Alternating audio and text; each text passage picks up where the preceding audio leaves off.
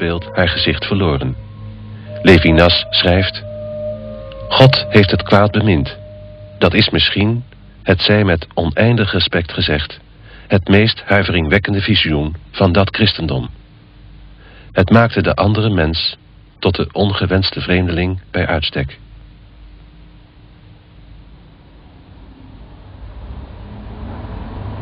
Qu'est-ce que c'est l'humain? L'humain, c'est l'humain où l'autre est l'indésirable par excellence, c'est où l'autre est le gêneur, où l'autre est ce qui me limite. Et rien ne peut me limiter davantage que notre homme, n'est-ce pas? Et par conséquent, pour cette humanité nature, pour cette humanité végétale, pour cette humanité être, l'autre est l'indésirable par excellence. Et c'est contre lui, et c'est vers lui que vous tourne ce que j'appelle, dans le visage de l'homme, l'appel de Dieu. C'est dramatique. Je ne sais pas si c'est un terme qui vient d'un mon article Dieu et la philosophie, n'est-ce pas? Oui. Où j'ai essayé de montrer, c'est un article qui m'importe le plus, où, si vous voulez, la réponse de Dieu ne consiste pas à vous répondre, mais à vous renvoyer vers l'autre. C'est ça, la relation à Dieu, à l'infini, c'est le rapport à l'humain. Écoutez, je vais vous dire, mademoiselle, ce que j'admire le plus dans l'Évangile. Je ne suis pas chrétien, vous le savez, et je trouve dans l'Évangile beaucoup de choses qui me sont proches, et dont les bases me paraissent tout à fait bibliques. Et c'est le chapitre 25 de Matthieu. N'est-ce pas? Vous savez, c'est le chapitre sur le comment ça s'appelle ça, sur le jugement dernier, où le Christ a dit, Dieu, enfin, vous m'avez chassé, vous m'avez poursuivi. Quand avons-nous poursuivi? Quand avons-nous chassé? Quand vous avez chassé le pauvre. Et il faut prendre ça non pas du tout au sens métaphorique, mais au sens eucharistique. C'est vraiment le pauvre qui était celui où c'est dans le pauvre qu'il y avait la présence de Dieu. Au sens concret. En concret, n'est-ce pas? Oui. Et ça pour vos auditeurs, n'est-ce pas, j'ai toujours lu comme ça le paragraphe 58 d'Isaïe. 58 d'Isaïe. Oui. Il y a aussi des gens qui disent qu'ils cherchent Dieu et leur dit, oui, vous me trouvez, mais libérez les esclaves, habillez ceux qui sont nus, nourrissez ceux qui ont faim, et faites entrer les comment ça s'appelle ça, ceux qui traînent dans les rues? Les clochards. Oui. Et faites entrer le clochard dans la maison. Ça, c'est la chose la plus difficile parce que le clochard salisse le tapis. Oui. Dans votre ouvrage Totalité et Infini, vous dites: l'âme est naturellement athée. Et c'est une grande gloire pour le Créateur que d'avoir mis sur pied un être capable d'athéisme. L'athéisme conditionne une relation véritable avec un vrai Dieu. Est-ce que vous voulez libérer l'homme de Dieu? Dans ce sens-là, que l'homme puisse arriver à partir de sa bonté vers Dieu, au lieu d'aller à Dieu, à la bonté à partir de Dieu, voilà ce qui me semble extrêmement important. C'est sa démarche, n'est-ce pas? Le fait que sans prononcer le mot Dieu, je suis dans la bonté, est plus important qu'une bonté qui vient simplement prendre place parmi les recommandations d'une dogmatique. C'est dans ce sens-là que vous comprenez libérer l'homme de Dieu. Dans ce sens, libérer. Et au contraire, je trouve que c'est extrêmement important d'indiquer une démarche à partir de la bonté, pas à partir de la création du monde, pas à partir de la création du monde. La création du monde, et non plus à partir la création du monde elle-même doit prendre sa signification à partir de la bonté.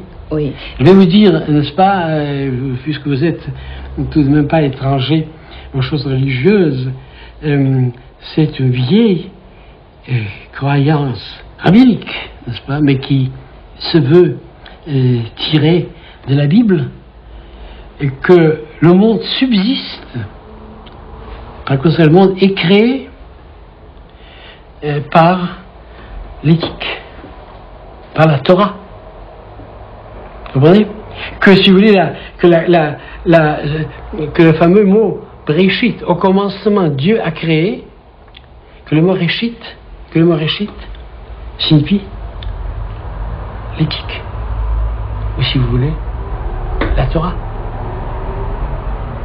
Peut-être faut-il, peut-être ce n'est pas complet, la spiritualité à laquelle on arrive par l'éthique, n'est-ce pas? Peut-être, en effet, et surtout pour les autres, il faut les aider encore autrement. Je ne dis pas que c'est faux, c'est pas ça. La voie qui me semble esprit, n'est-ce pas, au sens définissant l'esprit. Oui. Vous avez illustré ça aussi quelque part dans l'histoire que vous racontez. Il y a le Romain qui demande au rabbi, pourquoi est-ce que votre Dieu, qui est le Dieu des pauvres, ne nourrit-il pas les pauvres? Alors, la réponse du rabbi, pour sauver l'humanité de la damnation. Non, ça c'est une autre chose. Ça c'est qu'il est absolument scandaleux. C'est le péché mortel que les hommes n'aident pas les hommes. Si c'est Dieu qui s'en chargeait, il lui restait qu'à laisser les hommes à leur péché.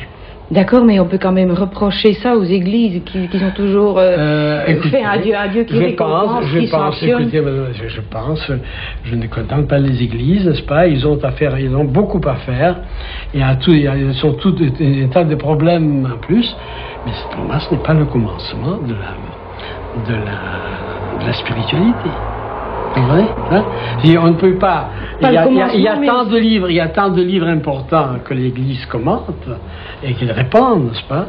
C'est très important, mais c'est peut-être ce qu'il y a dans les livres, avant cette organisation, qui est important.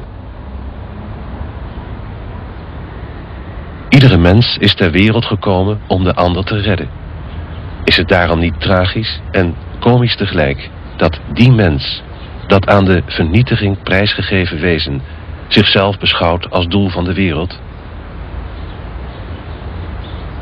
Wanneer het eindige bestaan de laatste waarheid zou zijn, dan leefden we uitsluitend om te sterven.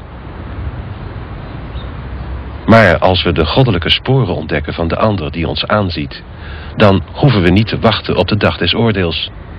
Dan zal de messiaanse vrede voor iedere sterveling doorbreken. Iedereen is Messias. De Messias ben ik. Dat is de werkelijk enige hoop die we volgens Levinas moeten koesteren. Messie, c'est-à-dire l'obligation de s'occuper d'autrui et ma tâche à moi. Dans mon individualité, dans mon unicité, n'est-ce pas? Il y a cela. Je suis possiblement Messie. Hein? Vous comprenez? C'est pas du tout la. Je ne dis pas que c'est moi, attention. C'est pas l'effet de la grâce. Non, pas du tout. C'est au contraire, c'est la condition du moi, telle que je vous l'ai décrit depuis le début. Le sujet n'est pas du tout celui qui prend, n'est-ce pas? C'est celui qui est responsable.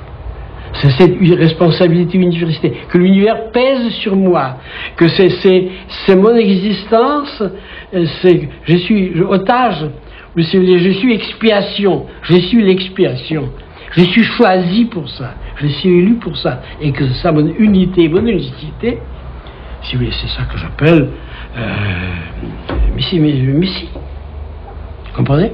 Je viens pour sauver le monde. Hein? Je l'oublie, n'est-ce pas? Ce sont des messies qui... Mais dans moi, c'est-à-dire dans cette subjectivité que je conçois non pas du tout comme substance, non pas du tout comme un pouvoir, cette subjectivité que je décris par cette bonté initiale, par cette bonté gratuite. Comprenez? C'est cette responsabilité. Tout autre, à quelque degré que ce soit, c'est vrai, même dans la conduite, tout autre m'importe. Hein? Tout autre me regarde, pas au sens centrien, Ah, mais condamnant. Mais il me regarde, au sens où on dit en français, vos affaires me regardent, vos affaires ne me regardent pas, vos affaires me regardent toujours. Me concerne. Ah, me concerne, mais me regarde, c'est beaucoup plus cru, n'est-ce pas? C'est ça que j'appelle le moment messianique dans le moi humain. Je ne dis pas du tout qu'il triomphe. Il ne vient pas le Messie. Non. Vous comprenez? Mais il a cette vocation, il a entendu, c'est par cette vocation qu'il est unique et un. C'est son individuation. Je vous dirais aussi, je n'ai pas de philosophie de l'histoire qui puisse consoler de tous les abus, et même de la relation d'un visage. Je ne sais pas toutes les histoires, tout ce qui m'a importé de montrer, c'est comme pour ce que vient de dire du dialogue, n'est-ce pas, c'est percer dans la lourdeur de l'être s'occupant de lui-même, cette possibilité de tenir compte, de s'intéresser avant tout, d'avoir un peu de bonté pour un autre être et de s'occuper de sa mort avant de la sienne. Est-ce que je vous dirais encore alors, s'il vous plaît, permettez, que ce découragement n'a pas de consolation, mais je pensais souvent qu'il faut insister dans les analyses sur le désintéressement de la relation interhumaine, sur le désintéressement de la parole qu'on a avec autrui, et qu'il n'est pas impossible, mais ça c'est au-delà de la philosophie, que ceux qui ne comptent sur aucune récompense sont dignes d'une récompense. Voilà.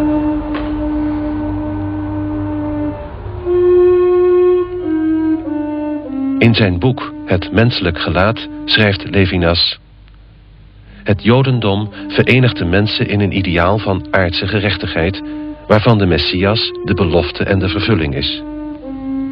De wegen die in dit Jodendom naar God leiden, lopen niet door hetzelfde landschap als de christelijke wegen. Mocht u hierdoor geschokt of verwonderd zijn, dan bent u geschokt en verwonderd over het feit dat wij als Joden nog voor u staan.